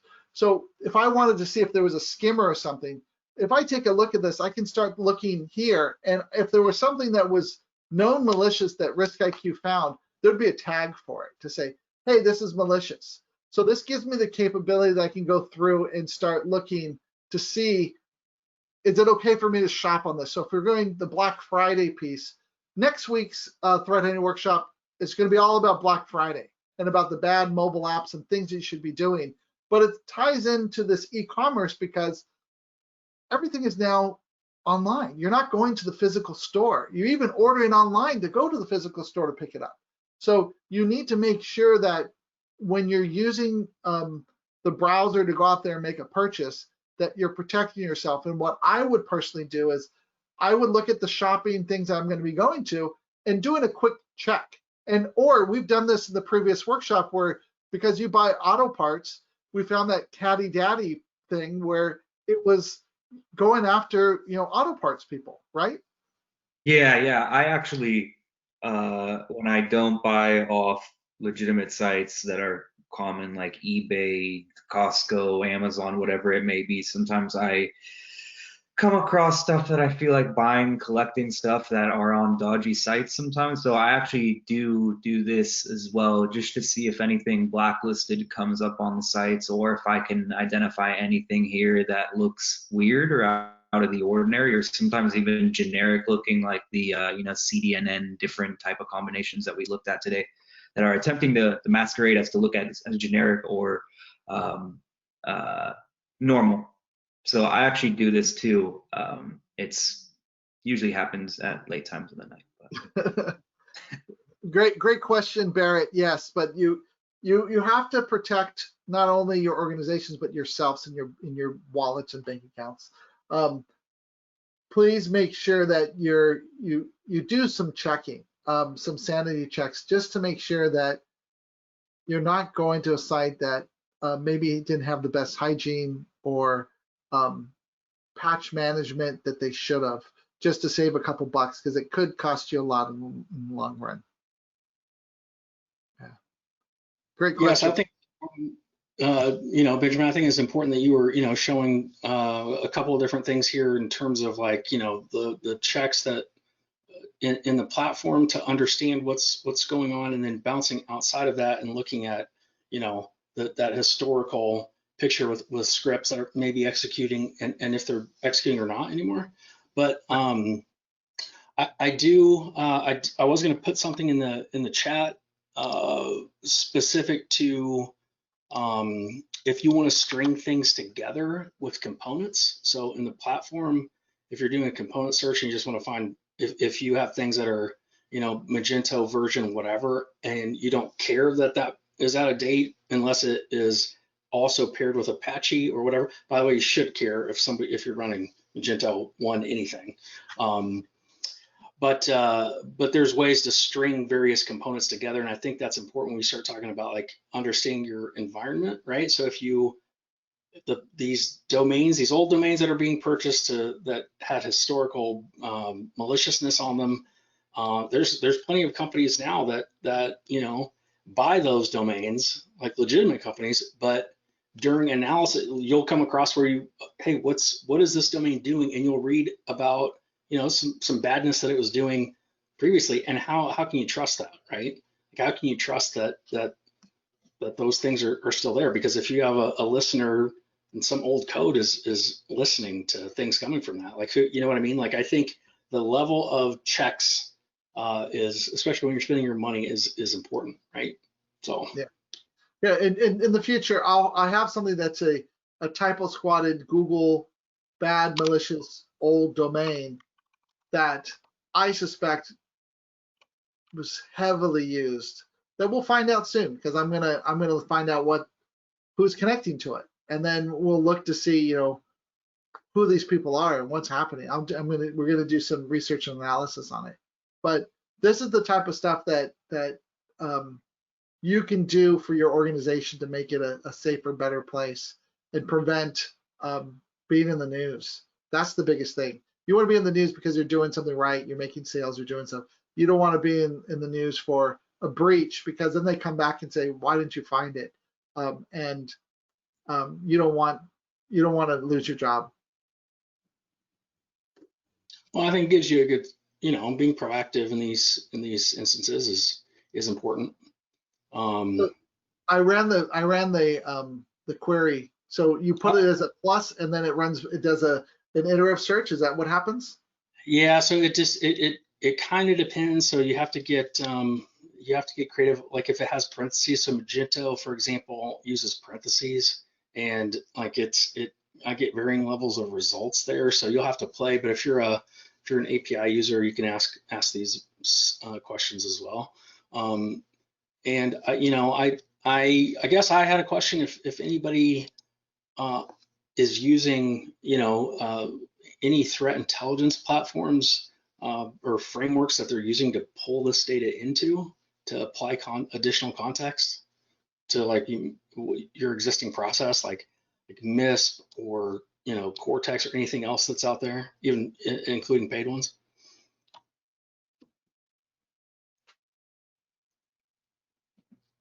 Yeah, Corey, we got a couple of responses around Cortex.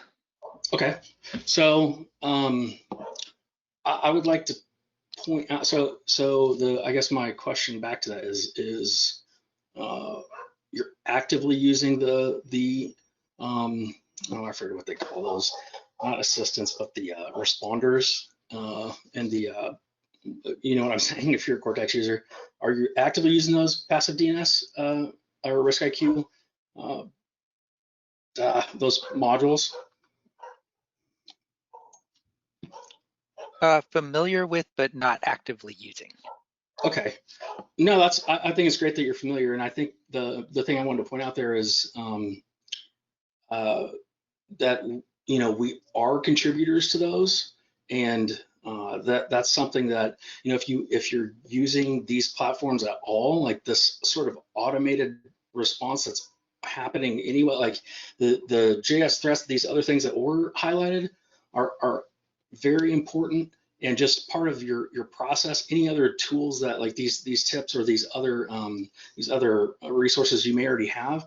I mean, we have written a lot of just enrichment for a number of these platforms. So just if there's any questions around that, just I would say be sure you reach out, because that's a lot of us contribute to those publicly, or we'll, you know, we'll make sure that like we at least are very aware of those. I just want to point that out. So if you're not, like, you should, and you're curious, like if you already have a process or a SOAR process or whatever, a lot of this stuff with the API, a lot of that stuff plugs right in. So yeah, and the other thing I want to point out is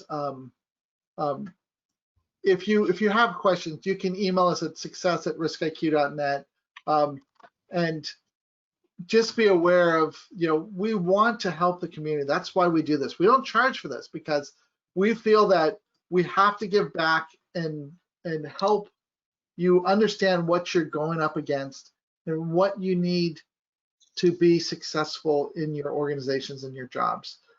That's the whole purpose of why we're doing this. We're trying to help everyone. So if you have a question, reach out to us, and if we don't have the answer, we'll tell you. But if we can help you find that answer, we will, because we really want to make you successful. That's why we have this community. We're over almost 100,000 community users now. When we did these in person, one aspect of these workshops were you to make friends with the people that were at these local events, so you can have this shared pool of people that you can draw upon. But now that we're virtual, it's a little bit harder for us to do that. But we're going to try some things in the future to see how we can make this more interactive. But Barrett, is there anything else that we forgot to mention or something? Because I know it's time now. No, I think you covered it all. You guys have covered it all, and we're right up against time, like you said. So, for those of you, like Benjamin mentioned, you can always reach out to success@riskiq.net with any questions. Thank you to Benjamin, Corey, and Or for a great workshop. And finally, thank you all for attending, and have a great rest of your day.